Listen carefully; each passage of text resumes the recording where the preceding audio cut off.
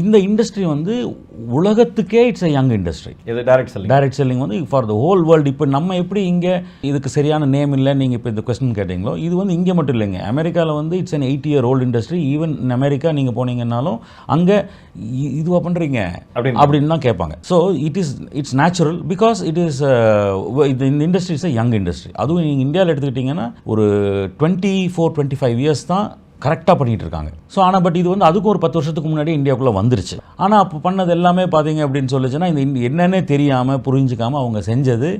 அதனால தான் இது வந்து டைரக்ட் செல்லிங் அப்படின்னாலே நெட்வொர்க்குன்னா எம்எல்எம்னான்னு பல பேர்களை வச்சுக்கிட்டு இது சரியா தப்பாங்கிற குழப்பத்தில் மக்கள் இருக்காங்க. ஆமாங்க, நீங்கள் சொன்ன வார்த்தையிலேருந்தே நான் எடுக்கணும்னு விரும்புகிறேன் சார்.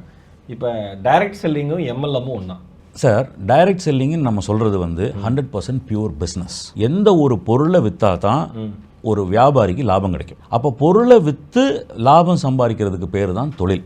அந்த தொழிலை வந்து நம்ம எந்த முறையில் செய்கிறோமோ அந்த முறைக்கு அதுக்கு தகுந்த மாதிரி பேர் வைக்கிறாங்க. இப்போ வீட்டுக்கு வந்து விற்கிறாங்கன்னா அது டோர் டு டோர் செல்லிங். அப்போ இது வந்து மல்டி லெவல் மார்க்கெட்டிங்கிறது தான் வேர்ல்டு வைடு இருக்கக்கூடிய நேமே. ஆனால் மல்டி லெவல் மார்க்கெட்டிங்கிறது தப்பான வார்த்தையெல்லாம் கிடையாது, கரெக்டான வார்த்தை தான். Multi level marketing R direct selling both one R the same.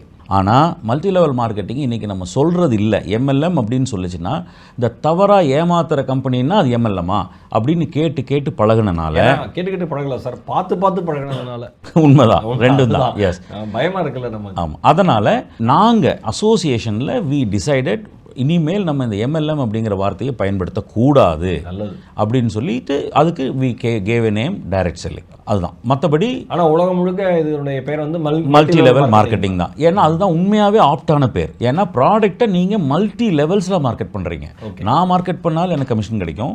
என் டீமில் இருக்கக்கூடிய ஒரு டிஸ்ட்ரிபியூட்டரை நான் விற்க வச்சாலும் அவர் மூலமாக எனக்கு கமிஷன் கிடைக்கும். அவருக்கு கீழே ஒருத்தர் விற்றாலும் அதன் மூலமாக கமிஷன் கிடைக்கும்.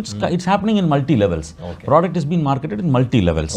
அதனால multi level marketing is the right word but which is wrongly used in India. அதனால மொத்தமாகவே இந்தியாவில் ரைட் ஃப்ரம் கவர்மெண்ட் எம்எல்எம்ங்கிற வார்த்தையை வேற, டைரக்ட் செல்லிங்கிறது தான் பிஸ்னஸ்ன்னு சொல்லி பிரிச்சிட்டோம்.